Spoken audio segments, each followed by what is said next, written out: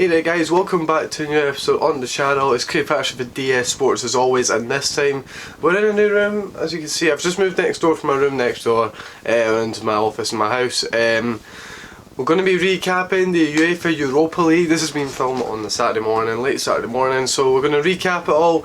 Managed to watch a few highlights, gather a few things that I might well have missed. I've only really mainly looked at the English teams, the British teams involved, so obviously like the Celtic, Rangers, Man United, Wolves and Arsenal all in action on Thursday night.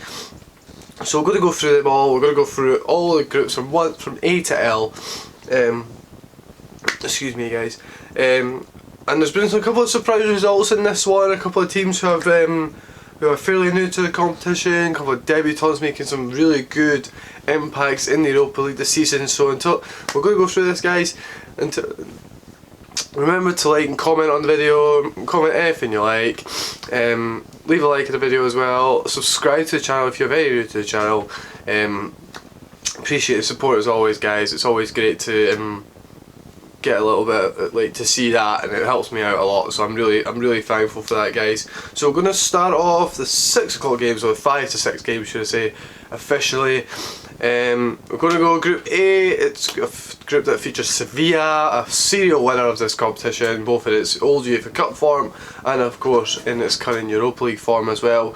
And the big surprise result in this one came in Cyprus. Apollon Nicosia, a team that always seems to qualify for the for some kind of Europa competition, whether it be the Europa League or indeed the Champions League. They were quarter finalists not so long ago, a few years ago now, but very recently, and it was Dudelange. They made their first appearance in Europa League last season, Luxembourg's first side ever to reach a European competition, and they would come out with the first 3 points, Luxembourg's first points of the campaign, first points ever in a European competition, as they won 4-3 in Cyprus. They started off really well for them. Went 2-0 up after 50 minutes. They had Tsunami and Dernier both getting the goals, 36 and 51 minutes, before 3 goals in 4 minutes, 2 from Pavlovic and a penalty from Di Vincenti. Gave Apoel a 3-2 lead just before the hour, before Stoltz made it 3-all for Dudelange, and Tsunami getting a famous winner 8 minutes from time to give Dudelange a much needed 3 points. This could actually be a really vital 3 points for them. Very much not an easy place to go, a long way to travel for them. They've got longer travels to go, and with Sevilla possibly going to be the easy front runners in that group. Speaking of them, they started off with a 3-0 win in Baku as they beat Karabakh 3-0. Karabakh seemed to be very much a similar sort of team to Dudelange, managed to get in amongst the goals, managed to get in amongst the Europa League, should I say, more often than the Champions League. Sevilla, Javi Hernandez scored a very exquisite free kick. It took them an hour to get that goal, but they got it eventually. And then Munir and Oliver Torres making it a fairly easy victory in the end. They were very much on top of this game, as we'd expect pretty much from every game they play in this group. But nonetheless, a really good win for them. They'll move to the top of the table in that one, with Dudelange amazingly just behind them. So should be a really good. That's a really good result for them, and probably should kickstart an easy campaign for Sevilla. We go into Group B, another early set of kickoffs. Obviously A to F was the early kickoffs in this one. We go to Copenhagen, to Denmark, where Lugano made their first appearance in a while in Europe. The Swiss side, it was amazing the way the Swiss league worked out last year. If you need to go and have a look at that, please do. It was a huge contest, especially to get into these Europa League places. One of them was guaranteed in the group stages, and then it was third qualifier, side qualifier. I think there was only like a point between 4 teams. There was one team that missed out, and then the relegation playoff was even more miraculous. The team coming from this lower division won 4-0 in the away leg, and then lost 4-0 at home, and then the team that were in the main league stayed up on penalties, which was quite incredible when you think about it. But anyway guys, Copenhagen take this opening game 1-0. In a group that also features Malmö and Dynamo Kiev, so quite a few big names in this group. Obviously Malmö and Copenhagen, two big Scandinavian teams are in this one. So it was Santos who got the goal 5 minutes after the break, after Bengtsson had the Honduras international Jeremy Bengtsson hit the post in the first half. So good 3 points for Copenhagen there. Going into the other game in this one, it was Dynamo Kiev who beat Malmö 1-0 in the Olympic Stadion in Kiev. So a good opening start for them. It took them 6 minutes from time to get the opening goal. Bielski with a goal there, giving the side from the Ukrainian capital the win. So both games finishing 1-0 in Group B. Malmö and Copenhagen will make the slightly shorter trips. Copenhagen will make a slightly shorter trip to Malmö, and Dynamo Kiev will travel to Switzerland in the next round. So go to Group C, and it was a big win on the opening day for Basel, FC Basel in Switzerland, the serial Swiss champions. They won 5-0 against Krasnodar in this one. The Russian side, it was Bois who got 2 opening goals in the first half before Zoufi Avuhina on goal, and Okafor finishing off the 5-goal route in this one. Krasnodar will host Getafe, who won 1-0 in the other group against against Trabzonspor, and Trabzonspor will host Basel in the next one. So Getafe winning 1-0, their first appearance in European competition for a very long time. They were so close to getting into the Champions League. What would have been a quite miraculous one for them after just coming up from the Segunda. So the only goal coming from Angel in the 18th minute after a Raul Garcia cross. Getafe looked like they were always on top in this one, and in the end they managed to get the win, albeit very narrowly. So you're sort of seeing potentially a trend in this one with Getafe and Basel, the big 2 teams in this one. Krasnodar will never be an easy away trip, and neither will Trabzonspor in Turkey. So 2 very hostile away games there. We're going to go into Group D, 2 big names in this one. PSV against Sporting Lisbon. We're going to start with that one. So PSV ran out 3-2 winners in Eindhoven. Really good win for them. Good way to get off the mark in this one. Malin and Coates own goal in the first 25 minutes before a Bruno Fernandes, probably one of the biggest players in this competition. He made it 2-1 after a penalty just before half time, before Baumgartel, and made it 3-2 just after the break, and then Pedro Mendes getting what was a mere consolation goal for Sporting Lisbon. So a few big names in the Sporting Lisbon lineup in this one. So obviously Bruno Fernandes, the captain of the side, Luciano Vieto, who was at Fulham last year on loan from Sevilla. I don't know if he is on loan from Sevilla, if he's still in their books or not. And then Yannick Bolasie on loan there now from Everton, and Seydou Doumbia as well in this one. A fairly familiar name to those who play FIFA.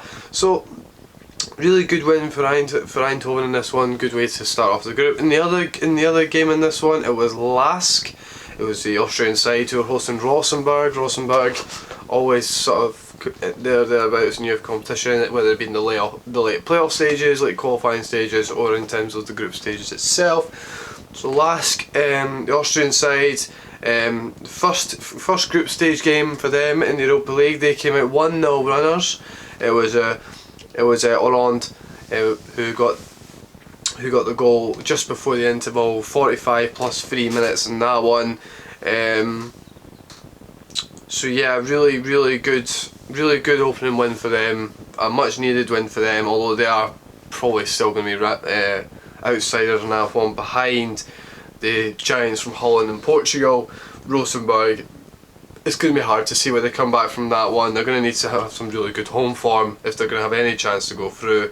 But nonetheless, a good win for the Austrian side in their Europa League debut. A big surprise in this one in Group E, and this is a big group. This is obviously contains Celtic, Rennes, Lazio and Cluj. And Cluj would win their opening game against Lazio in Romania. This is a big win for them. It was Bastos that gave Lazio the lead after 25 minutes before a Diak penalty, and then an eventual winner from Omrani made it 2-1 to Cluj. Cluj that knocked out Celtic in the Champions League third qualifying round before then losing in the playoff round. They're going to be facing Celtic again in the next match day. Lazio will play Rennes in the next match day as well. So Cluj going back to the scene of their 4-3 win at Parkhead to get through to the next round, but the best thing for them is they go off to a really good start in this group. So that would finish 2-1 in Rennes. It was a very hot-headed affair in France, and it was quite remarkable, some of the decisions in this game. So both sides scored penalty. Yeah, I think the Rennes penalty, I think Ayer's just been a bit daft there. Just knows he's getting beaten to the byline, and he's pulled all kinds of jersey and clipped his ankles on the way there as well. So Mbaye Niang getting the opening goal from the spot 7 minutes from time before Ryan Christie put away his own penalty, a really good penalty in that one, to equalise for the Glasgow side. After Ryan Christie potentially could have had his own penalty. I thought there was more in that than perhaps the second one, but I do think that the second one was definitely a penalty.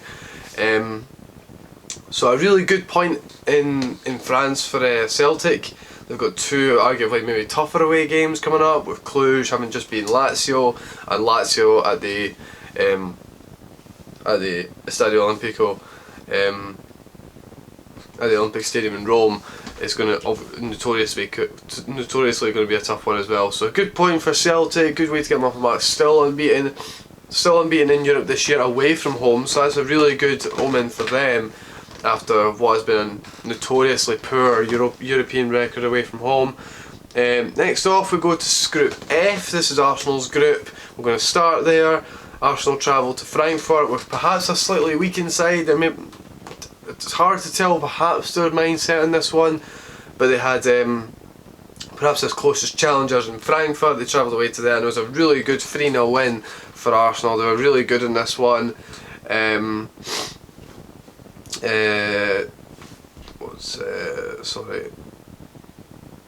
It was Willock that gave Arsenal the lead in this one. 7 minutes before half time. A really good goal actually. I thought this was a really good finish. This was the first goal. It was a deflected goal. This was one that deflected up and off the bar as well. So yeah, so really good, really important goal for Arsenal before half time to settle their youngsters in.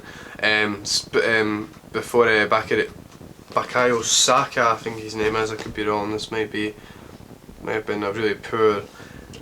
Yeah, I'm not getting his first name. I think it's something like Bakayo Saka or something like that. 16-year-old in this one. Sorry, 18 years old. Scored a really good counter-attacking goal.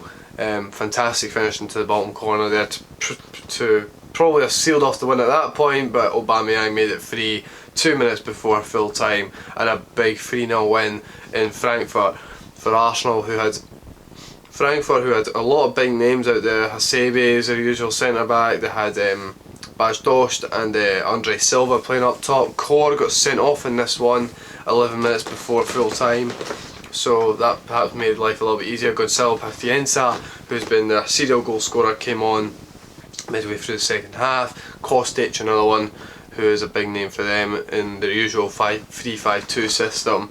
So not the best opening starts for Frankfurt, but they've perhaps got easier tests to come in the form of Stade Liège and Vitória Guimarães. And Stade Liège won that one 2-0 at home in this one.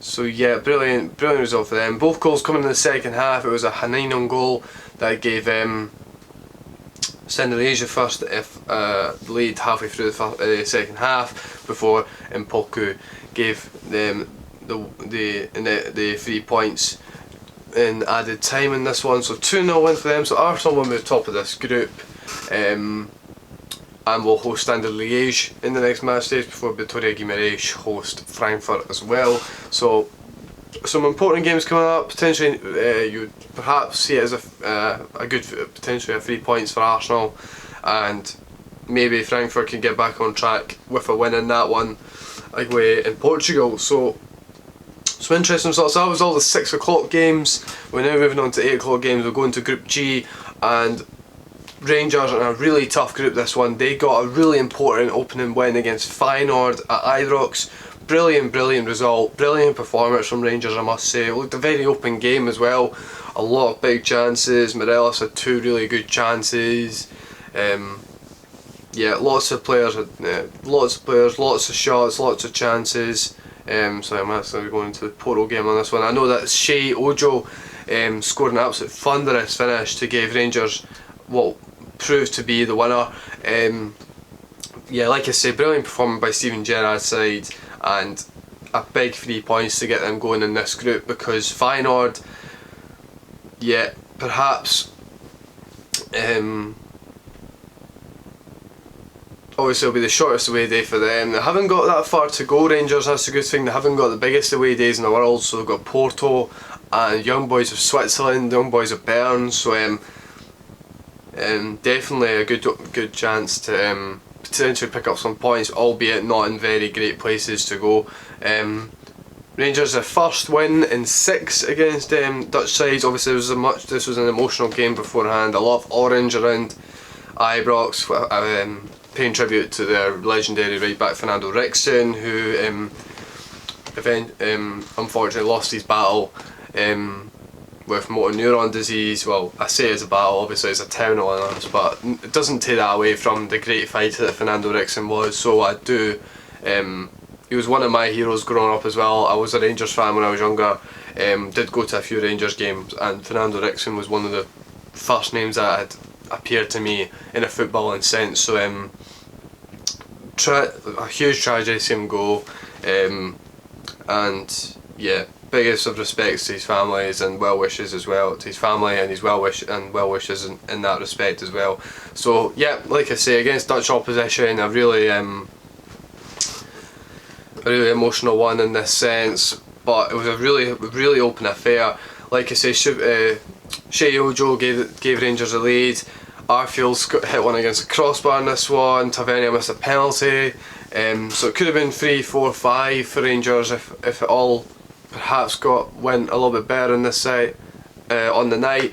But nonetheless, a really big 3 points for Rangers. They'll take any point they can get from this group, especially when they've got Porto and Young Boys in this one as well. The next match day, we'll see Young Boys host Rangers, so big away day for Rangers. Very good chance to get points in that one. And then Feyenoord will host Porto, who beat Young Boys 2-1 at the Estádio do Dragão. So good start for a team who would have expected to be in the Champions League. Got knocked out by Krasnodar in the playoff rounds, so obviously not where they want to be. And Sammy scored a penalty either side, in smack in the middle of Suarez.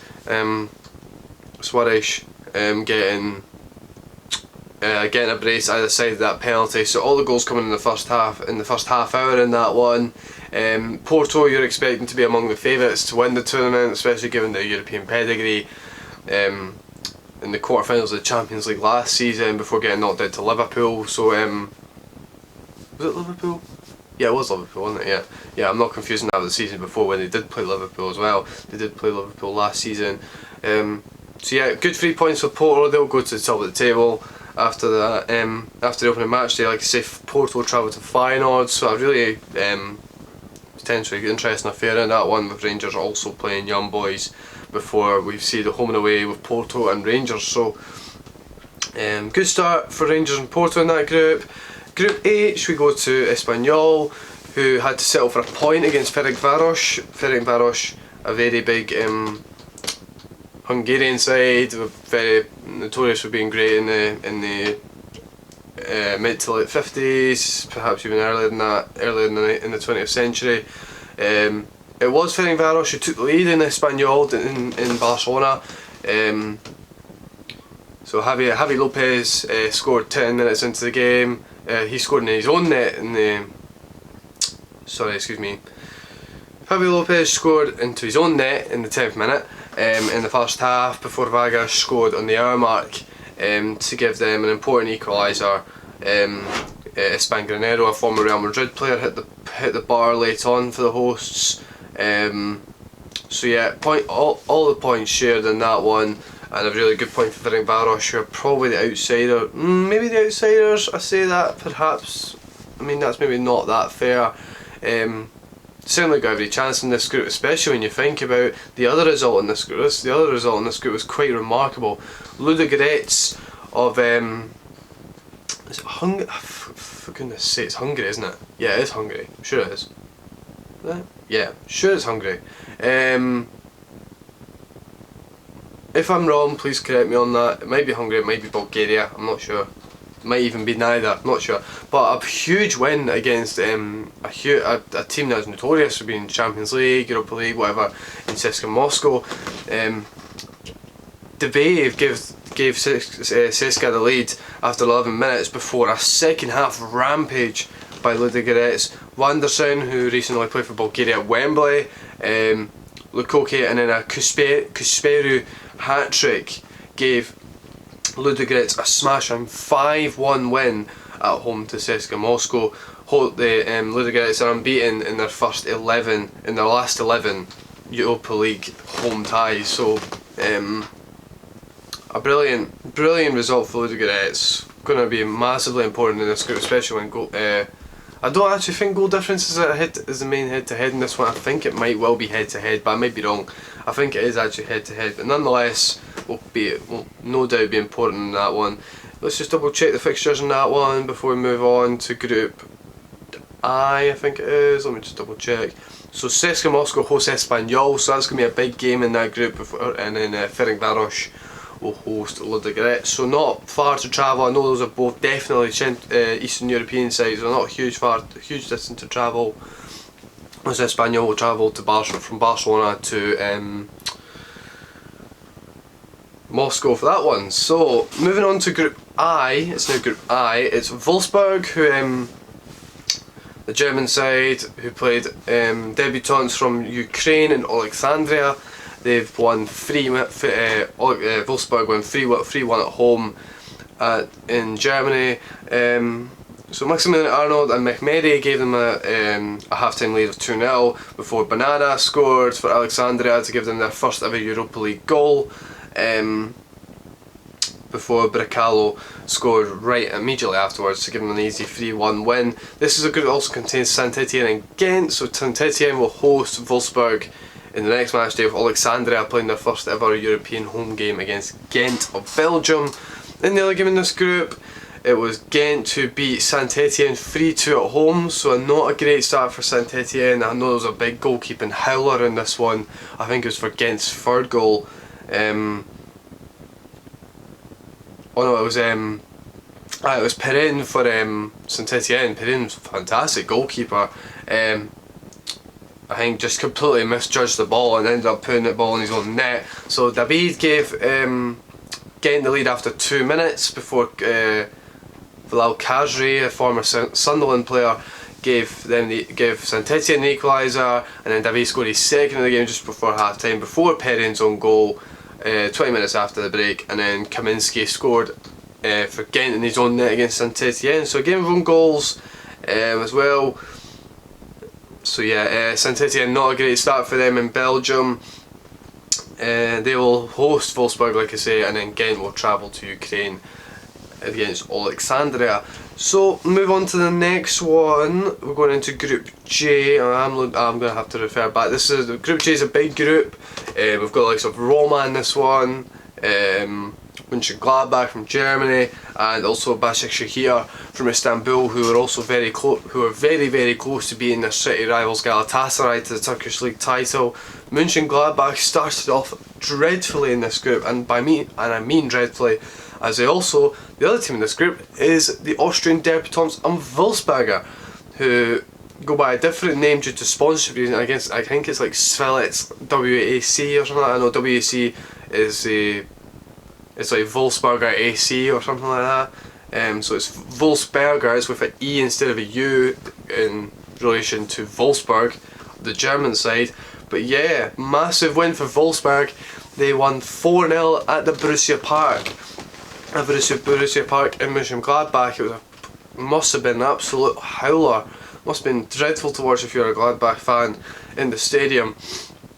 So it was Weissman, Leitgeb and Ritzmeier who gave Wolfsberg a brilliant 3-0 lead at half time before Leitgeb gave them the fourth halfway through the second half. So a complete shock of a win. Gladbach's heaviest defeat in Europe. At home, should I say. So a massive win for them. Wolfsberg will now bring European giants Roma in the second match day. Roma, who started their campaign in similar form, they also won 4-0 at home to Başakşehir. Başakşehir with players including the likes of Gael Clichy, Gökhan Inler I think's in there as well, Arda Turan's on loan from Barcelona there, Demba Ba as well, lots of Tabal, you name it, a lot of important players in this one. It was one of their own players that put through their own net after 42 minutes. It was Junior Caesara, before second half goals from Edin Dzeko, Nicolo Zaniolo and Justin Kluivert made it a 4-0 win for the European giants, who will travel to Wolfsberger. They will travel to Austria in what will be a brilliant atmosphere, no doubt, with Wolfsberger's first European game, and Başakşehir will host Gladbach on the back of both teams on the back of 4-0 opening day defeats. So that's Group K. We've got two groups left. So that's Group J. Group K will now go to group which contains Wolves, Braga and Besiktas. Besiktas started off dreadfully. Slovan Bratislava, the other team in this group from Slovenia, and it might be Slovenia, it might be Slovakia, I always get those two mixed up. I know that Ljubljana is the other capital, but nonetheless, Slovan Bratislava beat Besiktas 4-2 in a brilliant opening win for them. It's Sporar who gave them the lead before Adam Lajic scored the equalising penalty, before Boychikov put for his own net to give Besiktas the lead, but it was as good as it got for them as Sporar scored his second on the hour mark. And then Lubicic and Rasala scored in injury time to seal it, and then completely seal it to give Besiktas an opening day defeat. It's their first ever Europa League win for Slovan Bratislava. At home against a big side, the big Turkish side from Besiktas. So going to the other game in this group, Wolves were making their first European appearance for a very long time, I think since the 1960s, and they would come off the end of a 1-0 opening day defeat to Braga. So Braga, who had originally been struggling in the Portuguese league this season, and they're now they've got a massive away win in England, and it was Ricardo Horta, nearly 20 minutes from time, who gave them the opening day win. Patrick Cutrone missed two absolutely glorious chances, especially when you thought of his pedigree at Milan. To see him miss those two chances, it is quite disappointing, but nonetheless it will be Slovan Bratislava who take the surprise early lead in that group. The next fixtures will be, let me just double check this, just before we move on to Group L with Leeds United. Besiktas will host Wolves, so a really big game out there, and then Braga will host Bratislava.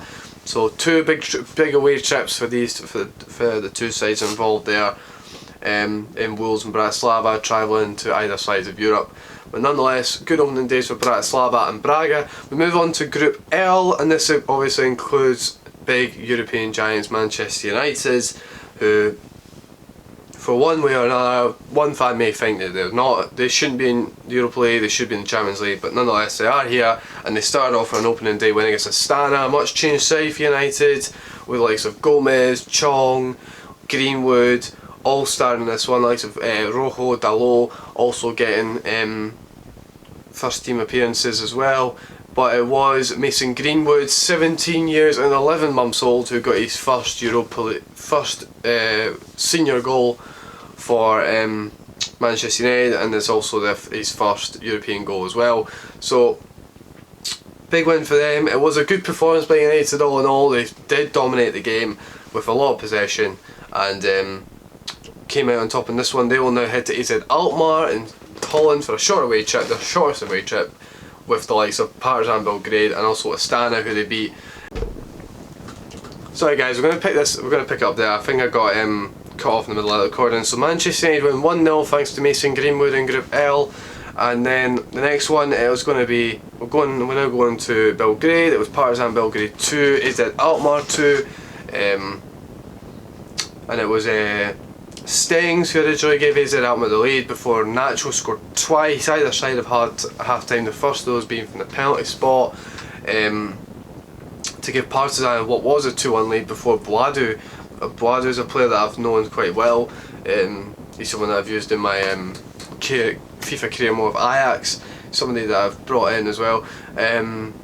He got the equaliser and the points were shared in Belgrade. As I said before, AZ Alkmaar will host Manchester United in Alkmaar in Holland, and Partizan Belgrade will make the away trip to Kazakhstan, to the Kazakhstan capital of Astana, for the second match day. So that caps off the first round of Europa League matches.